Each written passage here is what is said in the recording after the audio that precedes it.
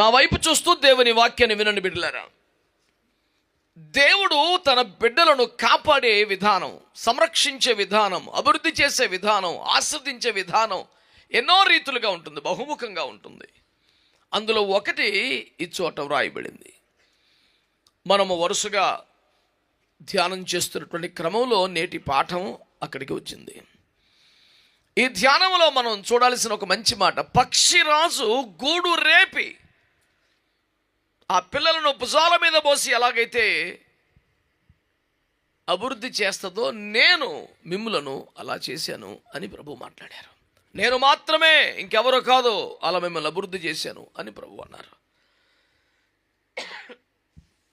ఇక్కడ మనం జ్ఞాపకం చేస్తుంటాం మాట ఏంటంటే, దేవుడు తన భుజములపై పోసి వారిని ఆశీర్వదించి ఒక ఉన్నత స్థానానికి, తన స్థానానికి తీసుకొచ్చే క్రమంలో దేవుడు ఎంపిక చేసినటువంటి ఆశీర్వాదపు ప్రాసెస్ ఏంటి అంటే గూడు రేపటం అనండి. పక్షిరాజు తన పిల్లలను గూడు రేపినట్లుగా నేను మిమ్మల్ని గూడు రేపాను.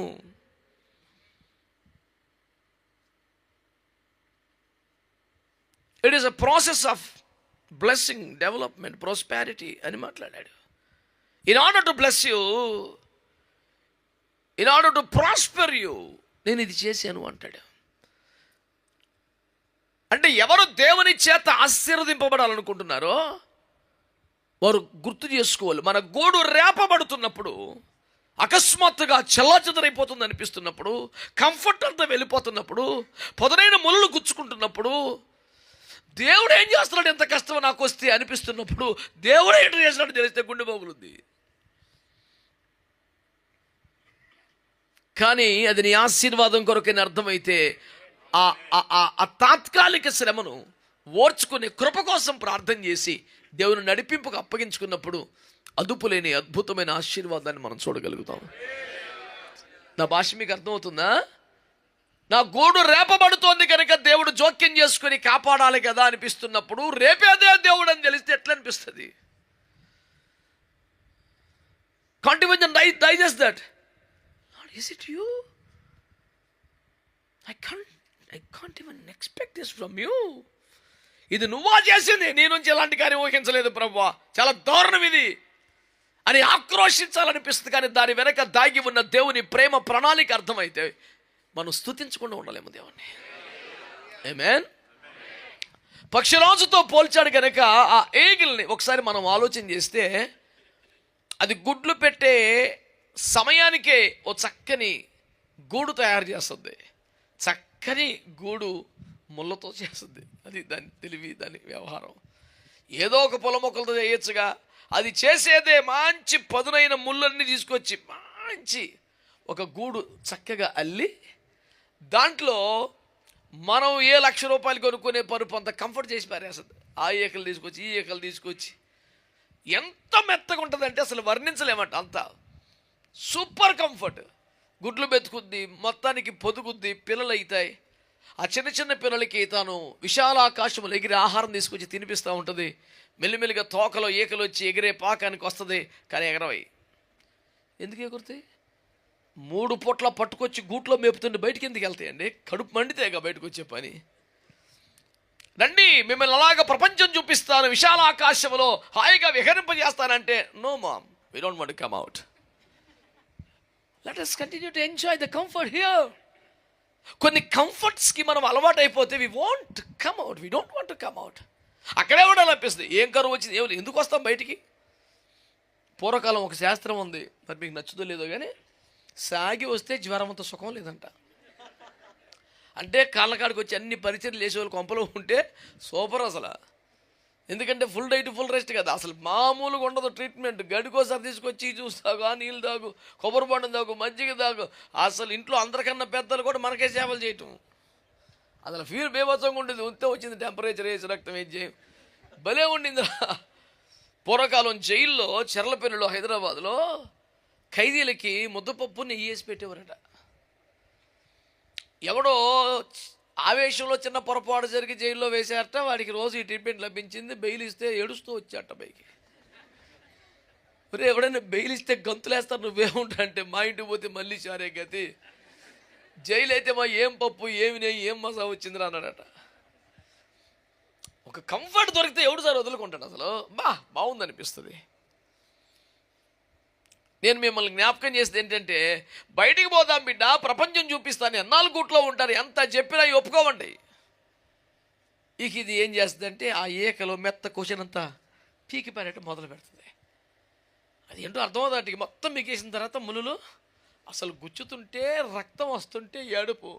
మమ్మీ మేము ఉండలేకపోతున్నాం మరి రండి ఇది బయటికి. చచ్చినట్టు రెక్కలు ఎక్కుతాయండి. వాటిని ఎత్తుకొని మంచి ఆకాశంలోకి తీసుకొస్తుంటే wow, this is really super wonderful world, we missed it really ma'am, thank you so much అని. మంచి ఉద్యోగం, ఇంత అందమైన ప్రపంచాన్ని చూడకుండా గూట్లో ఉండిపోయాం, feeling very sorry ma'am, we would have come out little bit earlier అని గోలగోలు పెడతాం. It's all right, you came, that's wonderful అని మెచ్చుకుంటా. టప్పును రెక్కలు మూసేస్తుందంట. రెక్కల టప్పును మూసేపాటికి అవన్నీ గాల్లో పడిపోతాయి. అమ్మో మా మమ్మీ మమ్మల్ని సంపడది, దుర్మార్గురాలు, కన్న తల్లి కాదు కషాయి అని తిట్టుకుంటా ఆందోళనతో రెక్కలు కొట్టుకుంటుంటే అది కొంచెం సర్వైవ్ అవుతుంటుంది. అదేగా ఎగటం. నేను కూడా చిన్నప్పుడు అందరు ఈతలు కొడుతుంటే నేను కూడా ఒడ్డుకి వెళ్తే ఆ నీళ్లు చూసి భయపడి నిలబడి మా అన్నయ్య వెనకాల చూసి ఒక్క తోపు తోచాడు లోపలికి. దోపును పడ్డాను. అందులో పడితే ఏం చేయాలా? ప్రాణభయంతో కొట్టుకులాడుతున్న ఈత వచ్చేసింది, వేసు రక్తం చేయి. ఇక ఇట్టనాల ప్రసంగం చేస్తుంది, ఒడ్డు మీద గాల్లో చేతులు ఇవ్వడమే తప్ప పని అవడం. తోచి అందులో పడితే దెబ్బకి వేసు రక్తం చేయి వచ్చింది. అట్టగా చెప్పిన అందరికి నేను బోధించట్లా, నా మీద పెట్టి సావకండి మళ్ళీ ఏదో ఒకటి.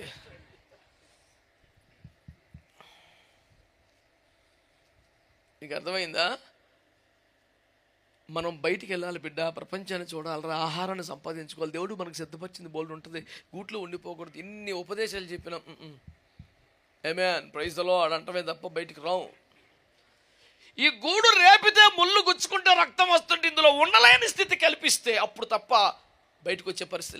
దెబ్బకి కంఫర్ట్స్ పోతే, కష్టాలు వస్తే, బాధలు వస్తే, ముళ్ళు గుచ్చుతుంటే కమన్ లెట్స్ గో అనిపిస్తుంది. అప్పుడు ఉండాలని పొరపాటు కూడా ఉండవు. బయటకు వచ్చాక ఏం చేశాడు? తప్పని రెక్కలు మూసేసాడు, వేసి రక్తం చేయి. గాలి అల్లాడుతుంటే ఇక చచ్చిపోద్ది, ఇది అయిపోద్ది, ఓపిక ఇక లేదు అన్నప్పుడు మళ్ళీ కిందకు వచ్చి అటక్కి ఎక్కడ కనిపిస్తే పెట్టి మళ్ళీ కాసేపు ఇదే పని. కొన్ని రోజులకి తల్లితో సమానంగా ఎగిరే రేంజ్ పిల్లలకు వచ్చేసింది. ఇంకా అమ్మలు వేసేపటికి ఈ బట్టికి లేదో ఎలకనో పందికొక్కనో తెచ్చే కెపాసిటీ వచ్చేసింది ఒకదానికి. వేసు రక్తం చేయం. నేను ఎందుకు చెబుతున్నానంటే దేవుని బిడ్డలారా, వాస్తవాలు అర్థం చేసుకోవాలి. తల్లి స్థాయికి బిడ్డ ఎదగడానికి ఏ ఉపదేశము కూడా క్లిక్ అవ్వదు, గూడు రేపితేనే సెట్ అయింది. హల్లెలూయా. నేను కూడా నా ప్రభు స్థాయికి రావాలి అని అభిలాష మనకుంటే ప్రభు గూడు రేపినప్పుడు మనం దాన్ని యాక్సెప్ట్ చేయాలి. ఆమేన్, హల్లెలూయా. నేను కొన్ని సంవత్సరాల క్రితం ఒక పాట రాశాను, తమ్ముడు జార్జ్ బుష్ గారు దాన్ని ట్యూన్ చేసి పాడారు. ఇప్పటికే కొన్ని లక్షల మంది దాని ద్వారా దీవించబడ్డారు.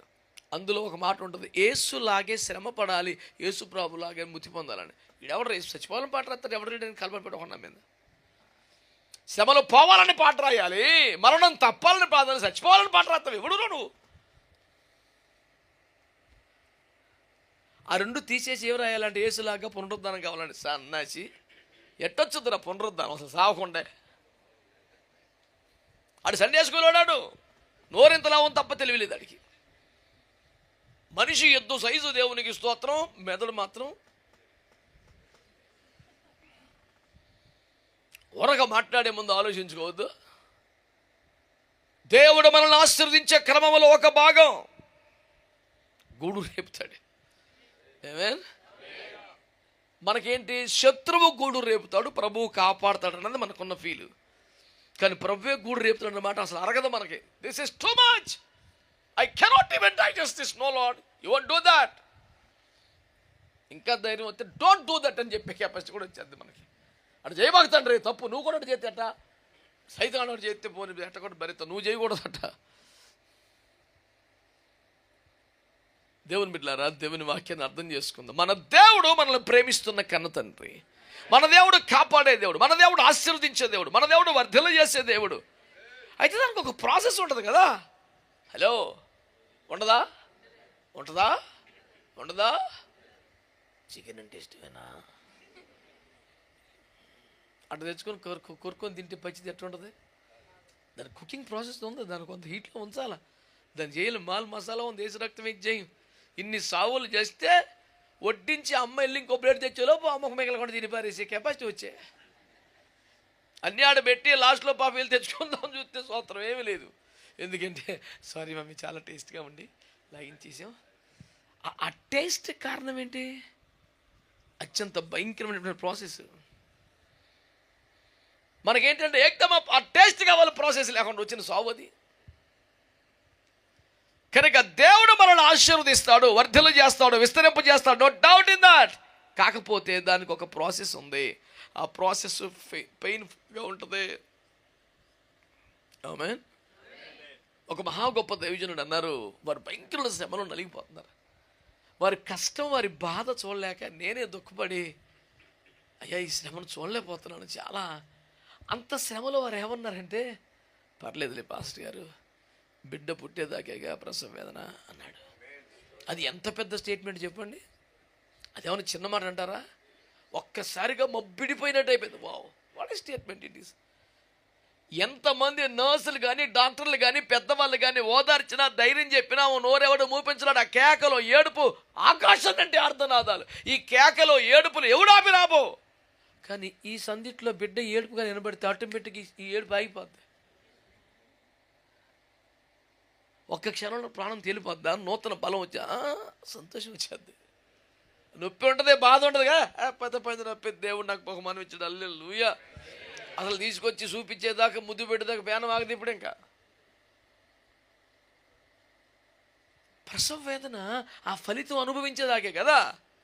ఏ కష్టమైనా, ఏ శ్రమ అయినా, ఏ నింద అయినా, ఏ బాధ, దాని వెనక దాగి ఉన్న ఒక బహుమానం అనుభవించేదాకా ఆ కష్టం చాలా ఇబ్బందిగా ఉంటుంది, ఆ ప్రాసెస్ ఇబ్బందిగా ఉంటుంది. ఈ రోజున నా దేవుని మీకేమని పరిచయం చేస్తున్నాడంటే, నిన్ను ఆశీర్వదించుటకే దేవుడు నీ గూడు రేపుతాడు. నీ గూడు రేపబడుతున్నప్పుడు, నీ సౌకర్యాలు పోయినప్పుడు, కంఫర్ట్స్ పోయినప్పుడు, కొత్తగా కష్టాలు వచ్చినప్పుడు, కాపాడవలసిన దేవుడు శిక్షిస్తున్నాడేమని భయం కలుగుతున్నప్పుడు, దేవుని ప్రేమను అనుమానించక ఆ నడిపింపుకు అప్పగించుకో, అద్భుతమైన ఆశీర్వాదాలు పొందుకుంటా. గూడు రేపితేనే అసలు కథ ఉంది. ఈ పిల్ల తల్లి స్థాయికి రావాలంటే గూడు రేపాలా. గూడు అలాగే ఉంటే ఎప్పటికీ ఎదుగుదల లేదు, అభివృద్ధి లేదు, ఆశీర్వాదం లేదు, విస్తరణ లేదు. దేవునికి స్తోత్రం కలుగునుగా. సో గూడు రేపే దేవుని ప్రేమ నీకు అర్థమైతే ఎగరటం, విస్తరణ, అభివృద్ధి నీ సొంతం. ఆ ప్రేమ అర్థం కాక ఎట్లయితే నాకు వద్దయ్యో, ఇప్పుడే మళ్ళీ ఆ తీసేసిన ఏకలో కంఫర్ట్ అన్ని మళ్ళీ ఎవరు తెచ్చి పెడతారు? అలే నాకు దేవుడు. అందులో కూర్చొని మొదలెట్టే వరకు కూటం రెడీగా ఉంటాడు పక్కన. దేవునికి స్తోత్రం. ఇది గుడ్డుగా ఉన్నప్పటి నుంచి కన్నేసి ఉంచాడు వాడు. స్తోత్రం. అప్పుడు వర్కౌట్ అవ్వాల. ఒక్క పోటు పొడితే 3 పాములు తెచ్చిన, 4వది రాలా. ఇప్పుడు పిల్లలే ఆహ్వానిస్తున్నాయి. వీటిలో కంటే నా కడుపులో నీకు చాలా కంఫర్ట్ కూడా మింగి పారేది దేశ రక్తం ఇచ్చి. ఇక ఆ కంఫర్ట్ సంగతి మీకు తెలుసు. మింగి అవతల పారేసిందంట. ఎవరో సింహం, వాక్యంలో ఉంది, అది ఎవరిని మిరింగుదునా అని. ఇంకా కరుతలే ఉండదు, మింగవతల బాడతమే సింపుల్గా. అంటే అంతకుముందు ఈ వ్యక్తి ఒకడు ఉండేవాడు, ఇప్పుడు కనపట్లేదంటే మాయమైపోవటమే. భక్తి లేదు, విశ్వాసుల పతనమే, భ్రష్టత్వమే, నాశనమే. లేడా అడ్రస్ లేడు, మింగేసాడు. ఆనవాళ్ళు కూడా లేవు. ఏసేపు కన్నా అంగీ తీసుకొచ్చి వాళ్ళ నాన్న గొర్రెపిల్లల ముంచి చూపించారు, కానీ ఇది లేదు, మొత్తం క్యాన్సిల్, ఎక్దమ్ గాయబాగా. ఏం చేద్దాం? ఈ దండం పెడితే అట్లాంటి ఏం లేకుండా చూడు, షర్ట్ కట్టుంటే అంటావా? గూడు రేపినాది నీ ప్రేమని నీ స్థాయికి పెంచడానికే చేస్తున్న విధానం అని నాకు అర్థమైంది ప్రభువా. I surrender all again. మరలా నీకు అప్పగించుకున్నాను ప్రభువా. Have your own special way to prosper me, to bless me అని ఈ ఉదయకాలం అప్పగించుకొని చూడు. దేవునికి స్తోత్రం కలుగునుగాక. గూడు రేపేది నీ కొరకే. గూడు రేపబడిన కాలం తాత్కాలికమే, అది కూడా రెక్కల మీద మోయటానికే, నిన్ను విస్తరింప చేయడానికే. ఈ కాస్త శ్రమను అంగీకరించగలిగితే అదుపులేని ఆశీర్వాదం. దేవునికి స్తోత్రం కలుగునుగా. దినకరం గారి పాటలో ఆ మాట, హద్దు లేని ఇంపు, హద్దు లేని ఆనందం పొందేదాం. గ్రహించి నీవు యేసుని వెదకిన, హద్దులేని ఇంపు పొందేదవు, రమ్మనుచున్నాడు. అదే మా బ్యాచ్ ఉన్నారైతే ఇక్కడ దేవునికి స్తోత్రం. హల్లెలూయా. ఎటువంటి శ్రమలందును ఆదరణ నీకిచ్చునని గ్రహించి నీవు యేసుని వెదకిన హద్దులెనింపు పొందేదవు రమ్మనుచున్నాడు. హల్లెలూయా. స్వస్థతలు, ఆశీర్వాదాలు పోగేసుకోండి. ఇది ఒక దారి నాయనది. దేవునికి స్తోత్రం కలుగును గాక. దేవుడే గూడు రేపుతాడు. అది కుట్ర కాదు, దుర్మార్గం, నిర్లక్ష్యం కాదు, నిన్ను సైతాన్ని కూడా వదిలేయటం కాదు. తన రెక్కల మీద మోసి నిన్ను అద్భుతంగా ఆశీర్వదించడానికి, రేంచి పెంచడానికి దేవుడు చేస్తున్న ఒక అద్భుత ప్రయత్నంలో భాగమే ఈ ప్రాసెస్. గూడు రేపినాది ప్రేమే. మీరందరూ ఆమెను అనలేదంటే కొంచెం మీకు చిన్న బాధ ఉండిపోయింది కడుపులో. అట్టయితే వర్కౌట్ అవుతుంది, మీ ఇష్టం. దైవజన లేసన్న గారి పాటలో కూడా ఉంది, పక్షి రాజు వలెనే నా గూడు రేపి నీ రెక్కలపై మోసినది నీ కృప నాపై చూపుటక ఏమని. ఉన్నారు నా బ్యాచ్. దేవునికి స్తోత్రం. హల్లెలూయా. ఇందు మూలముగా తెలియజేసే సత్యము, గూడు రేపబడటం ఒక ఆశీర్వాదకరమైన ప్రయత్నం, భాగం, విధానం, ప్రాసెస్. దాన్ని యాక్సెప్ట్ చేసినాడు బేభత్సంగా హద్దులేని ఆశీర్వాదాన్ని పొందేస్తాడు. దేవునికి స్తోత్రం. హల్లెలూయా. గూడు రేపితేనే ఆశీర్వాదం అనండి. ఆమేన్. గూడు రేపింది కక్ష కాదు, శిక్ష కాదు. మా అక్కకి కాలు ఇరిగిపోయి మంచం మీద ఉన్నప్పుడు నేను చిన్నప్పుడు నుంచి చాలా భయభక్తులు కలిగి పరిశుద్ధంగా నీతిగా బతికాను కదా, నాకింత శ్రమ ఎందుకు వచ్చింది, నన్ను ఎందుకు దేవుడు కాపాడలేదు, దూతల పరిచర్య ఏమైపోయింది, కాలు ఎందుకు అడ్డుగోలు ఇరిగిపోయిందే అని మంచం మీద కూర్చొని గోల పెట్టి ఎడుతూ. నేను బుట్టాయిలో సేవ చేస్తున్నాను. ఫోన్లు చేసుకునే కాలం కాదు.